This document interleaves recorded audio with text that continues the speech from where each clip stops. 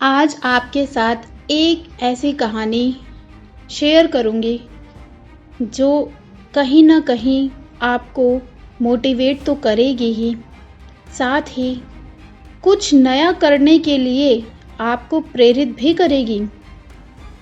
आप अपने घर के बच्चों को या अपने दोस्तों को ये कहानी ज़रूर सुनाएँ। हो सकता है यह उनके जीवन में एक बहुत बड़ा परिवर्तन कर दे।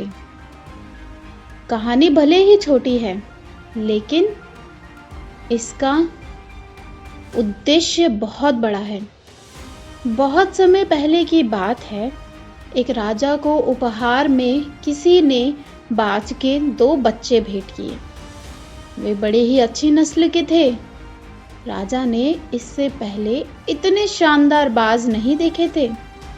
राजा ने उनकी देखभाल के लिए एक अनुभवी आदमी को नियुक्त किया। जब कुछ महीने बीत गए तो राजा ने बाजों को देखने का मन बनाया और उस जगह पहुंच गए जहां उन्हें पाला जा रहा था। राजा ने देखा दोनों बाज काफी बड़े हो चुके थे और पहले से भी अधिक शानदार लग रहे थे। राजा ने बाजों की देखभाल कर रहे आदमी से कहा, मैं इनकी उड़ान देखना चाहता हूँ, तुम इन्हें उड़ने का इशारा करो। आदमी ने ऐसा ही किया।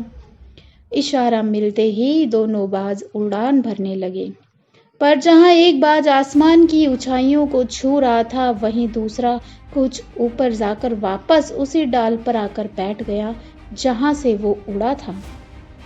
यह देख राजा को कुछ अजीब लगा। क्या बात है, जहाँ एक बाज इतनी अच्छी उड़ान भर रहा है, वहीं ये दूसरा बाज उड़ना ही नहीं चाह रहा। राजा ने सवाल किया। जी हुजूर, इस बाज के साथ शुरू से ही समस्या है। वह इस डाल को छोड़ता ही नहीं है। हालांकि राजा को दोनों ही बाज प्रिय थे और वे दूसरे बाज को भी उड़ता हुआ देखना चाहते थे। अगले दिन पूरे राज्य में ऐलान कर दिया गया, जो व्यक्ति इस बाज को ऊंचा उड़ाने में कामयाब होगा, उसे ढेरों इनाम दिया जाएगा। फिर क्या था, एक से बढ़कर एक विद्वान आए, बाज को उड़ाने का प्रयास किया। हफ्तों बीत गए, लेकिन बाज वहीं का वहीं थोड़ा सा उड़ता और वापस उसी डाल पर आकर बैठ जाता। फिर एक दिन कुछ अनोखा हुआ। राजा ने देखा उसके दोनों बाज आसमान में उड़ रहे हैं। उसे अपनी आंखों पर यकीन ही नहीं हुआ। उन्होंने तुरंत उस व्यक्ति का पता लगाने को कहा जिसने ये कारनामा कर दिखाया था। वह व्यक्ति एक साधारण किसान था।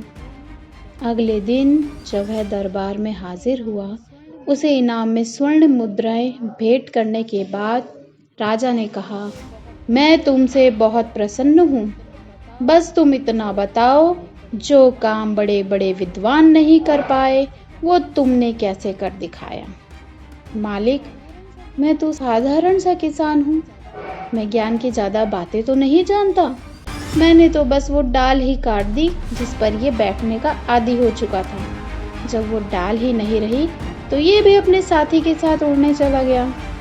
दोस्तों, हम सभी उड़ान भरने के लिए ही बने हैं, लेकिन कई बार हम जो काम कर रहे होते हैं उसी के आदी हो जाते हैं और ऊंची उड़ान भरने की या कुछ भी बड़ा करने की काबिलियत को भूल जाते हैं।